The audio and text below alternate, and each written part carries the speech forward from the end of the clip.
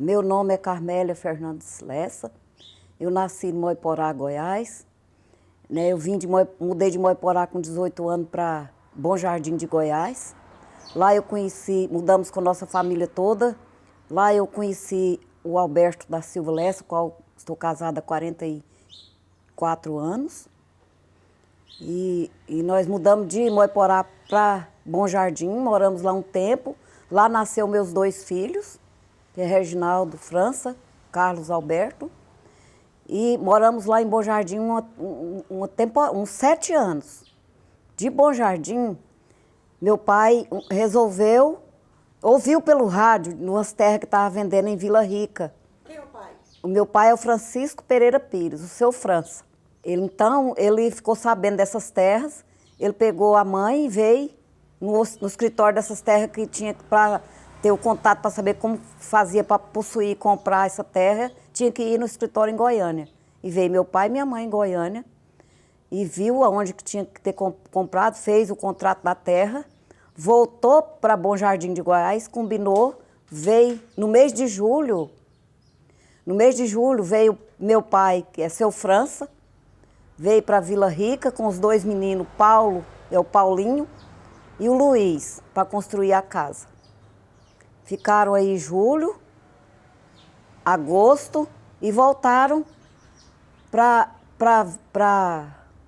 Bom Jardim de Goiás, na época que meu irmão faleceu, para pegar o resto da família. E eu decidi vir junto, porque eu não queria ficar sozinha para trás, morando lá, e resolvemos vir, nós viemos em 5 famílias, que foi meu irmão Euclides Fernandes Pires, com a família dele, Lázaro Francisco Pires, com a família dele, a Nerci Afonso Fernandes, com os 2 filhos dela, e meu pai e minha mãe, quer dizer, ele construiu uma casa grande de muitos cômodos para todo mundo, acomodar todo mundo. Nessa época não tinha energia, nem água encanada. Quando que veio? Em 1979. No mês de julho, o pai veio e construiu a casa. E no mês de setembro, meu pai voltou lá. Foi no tempo que o pai da minha sobrinha, que é a Simone, e do Eli, faleceu. Aí foi mês de setembro, o pai voltou lá, né? Quando foi mês de setembro, a resolver as coisas, como que ia fazer? Aí a Nerci decidiu vir com os meninos dela também, então todo mundo decidiu, foi para fazer a combinação, como que ia fazer e não fazer, quem que tinha de vender. Eu vendi minha casa, a Nerci vendeu a casa dela, e meu pai vendeu a casa dele também lá, e nós arrumamos o caminhão de mudança, e no dia 7 de novembro, embarcamos com a mudança no Estradão. O Beto e o Paulinho veio dentro de um jipe, o pai comprou um jipe sem capota, veio esse jipe no meio dessa mudança, os 2 lá em cima, com cachorro e tudo, e dentro de uma gabina de um caminhão veio muita gente junto, veio o motorista, meu pai, minha mãe, eu, meus 2 meninos pequenos e os 2 meninos pequenos, e veio uma porção de gente. Eu não sei mais nem como coube tanta gente dentro daquela gabina. E viemos, 3 dias. Para chegar em Vila Rica. Quando chegou na Vila Rica, na entrada da Vila Rica, para mim aquilo foi uma morte, porque não existia mesmo a cidade de Vila Rica.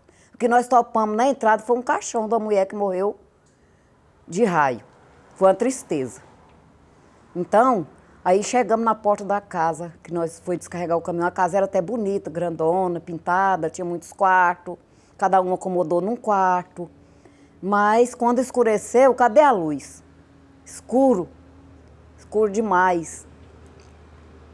Não tinha como fazer nada de noite. A não ser cada um pegar uma lamparinona, e o pai já tinha providenciado as lamparinas, que o pai era o providente da turma, né? E pôs óleo diesel nas lamparinas, aquele paviozão. E toda noite, no amanhecer o dia, a gente amanhecia com o nariz parecendo um enfumaçado. Então aí, daí, passado uma semana que a gente estava lá, o pai foi para a roça com a minha mãe e os 2 meninos e o Beto.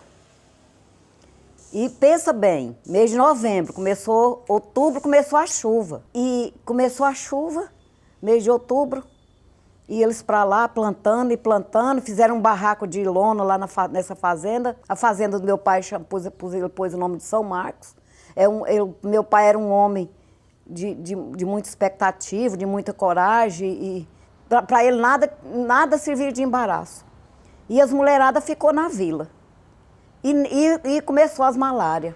Começou todo mundo adoecendo, meus irmãos, meu pai, minha mãe, e vieram para a cidade para tratar, cadê jeito de tratar? E nesse momento, meu irmão, Euclides, decidiu ir para São Félix fazer um curso para tratar das pessoas que estavam com malária. Antes do meu irmão fazer esse curso, tinha um farmacêutico chamado Seu Sebastião, tinha a farmacinha dele já aí montada, que tratava mais ou menos, mas não tinha ciência como fazia para tomar as doses certas do remédio. Aí que o meu irmão fez o curso, veio tratar das pessoas aí.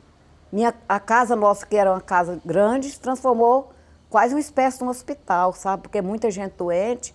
Aí meu irmão corria para dar conta de tratar dos de casa, também dos de fora, dar os medicamentos certos.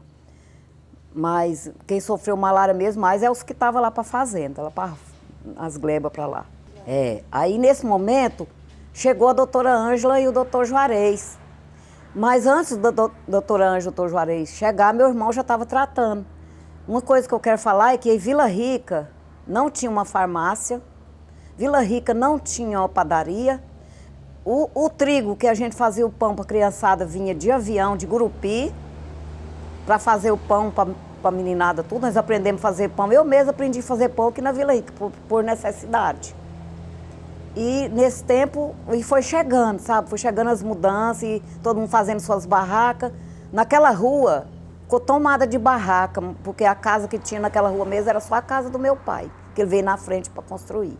Como era a convivência com as demais famílias que iam chegando, era muito bonita, porque meu pai era um homem muito acolhedor, ele queria acolher todo mundo, sabe?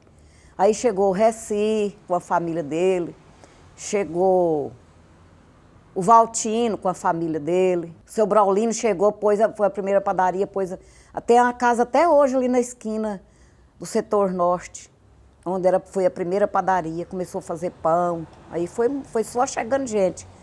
O sistema de polícia militar aqui na Vila Rica era um terror. Era um terror, porque não tinha muito espião, tinha muito capim colonial no lugar das casas, né? E muita gente morria, ficava prostrado lá no meio daqueles capinhos. Os cachorros uma vez achou uma mão de uma pessoa. Então era muito difícil no início aqui na Vila Rica, foi muito difícil. Foi perseverança mesmo para a gente estar aqui até hoje. Aí, uma história que eu quero contar, no meio disso aí, já estava finalizando o ano, mas eu fui procurar a pessoa que veio na minha frente que veio para dar aula, porque eu também vim de lá com currículo de professora. Fui lá na Graça do Célio. O Célio já tinha vindo na frente nossa, não sei, ele morava mais a família dele umas casinhas dessas da colonizadora Vila Rica, que finalmente o escritório que era em Goiânia passou para Vila Rica, para vender as terras. Escritório Vila Rica, colonizadora Vila Rica. E aí eu consegui eu e a Graça pegar a turma para dar aula multisseriada. Eu ficava com a primeira e a segunda, e a Graça com a segunda, com a terceira e a quarta. A escolinha era ali, passando daquela rodovia ali, onde o Tem de Tudo. Era a nossa escolinha. A dona Lili já morava aqui na Servap, morava lá nas fazendas Servap. Ela foi a primeira merendeira que foi distribuir lanche para as crianças. Então vinha menino de todo lado. Estava chegando gente nessa Vila Rica igual chuva. Todo dia era caminhões chegando de mudança e acampando, tipo acampamento, sabe? Então eu e a Graça começou a dar aula quando foi o ano de 80. Nós trabalhamos pela colonizadora, eu e a Graça como professora no ano de 80 e 81. Aí a Márcia Stoppo chegou também. Aí logo a escola passou, fizeram um prédio aqui, e onde é o local da escola estadual até hoje, Maria Esther Pérez, escola estadual, professora Maria Esther Pérez, fizeram 4 salas de aula para iniciar, com banheiro, tudo. Então começou só primeiro, segundo, terceiro e quarto, e foi aumentando. Foi aumentando a escola conforme a demanda de aluno ia chegando. E a Márcia passou para ser a diretora da escola. Em relação à espiritualidade, não tinha igreja, mas reunia-se nas casas para rezar, Mas aí fizeram um barracão logo ali onde é o barracão da comunidade, foi o primeiro barracão que foi a igreja. Foi um barracão mesmo. Lá, ali punha defunto, as pessoas que morriam ficavam numa varanda assim, punha os defuntos que morriam ali, e também era a igreja, onde o povo se reunia para rezar. O padre que vinha era o bispo Casadalga e o padre Canuto. Para atravessar lá da casa onde a gente morava para ir lá era uma dificuldade, porque era, além de ser muito escuro à noite, era tudo tampado de capim-colonhão, não tinha casa. Foi fazendo casa conforme o pessoal ia chegando para morar. E aí foi crescendo a população de Vila Rica desse jeito aí, desse modelo. Aí foi chegando logo. Aí logo o doutor Juarez chegou com a doutora Ângela, para resumir a história da doença da malária. Né, chegaram de avião com a maletinha na mão, a maletinha preta. Eles apiou, foi diretamente lá para casa, que ela estava aparecendo no hospital. E tratar dos doentes de malária. Aí também fundou lá, eles fizeram o hospital. O primeiro hospital foi naquela rua mesmo. Não, quando nós chegamos aqui em 79 para 80, não tinha nada não, foi chegando, o recurso foi chegando conforme a população ia chegando para morar. Cada um, por exemplo, o Valtino chegou com a loja dele, o seu Braulino chegou com a padaria dele e o mercado, o seu Sebastião com a farmácia dele, o Guilherme. Foi chegando. É uma história muito bonita, é uma coxa de retalho, na qual se a gente for costurar, vai ficar algum retalho por aí sem costurar nela. O pai, ele foi o primeiro plantador de banana, ele plantou um cafezal. Ele viu que a terra não era boa para café, ele virou para o lado das bananas, plantou banana para não sei quantos alqueires de banana, para transportar daqui para vender fora, que o pessoal vinha de Santana. Isso já era muito na frente, porque foi em 1984, 85, por aí, que já estava transportando banana daqui. Foi o primeiro caminhão de banana que saiu daqui, foi do meu pai. Mas também logo que ele arrumou as coisas dele, arrumou a fazenda, eu lembro até hoje que ele estava arrumando uma cerca, veio uma chuva, e pegou ele com o corpo quente e ele constipou. Aí foi onde aflorou a doença. Em 1986, em abril, dia 6 de abril, ele faleceu de câncer na traqueia, através de uma constipação, que às vezes a doença já estava ali, só aflorou. Ele viveu poucos tempos, mas o pouco tempo que o pai viveu em Vila Rica, ele foi um homem muito próspero, muito lutador.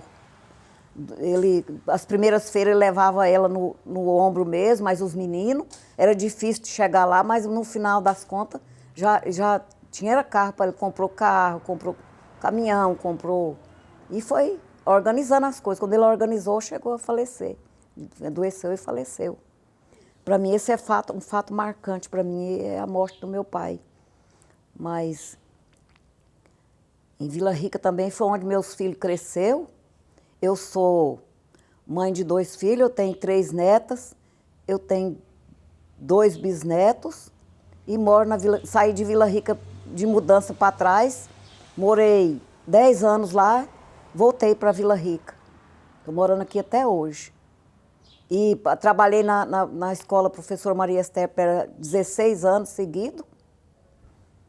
Depois trabalhei na escola Vila Rica, já nesse momento agora, que já muito evoluído, tem a escola Vila Rica, trabalhei lá também 5 anos. 1 ano na escola Vila Nova. E hoje sou me aposentada, eu me aposentei.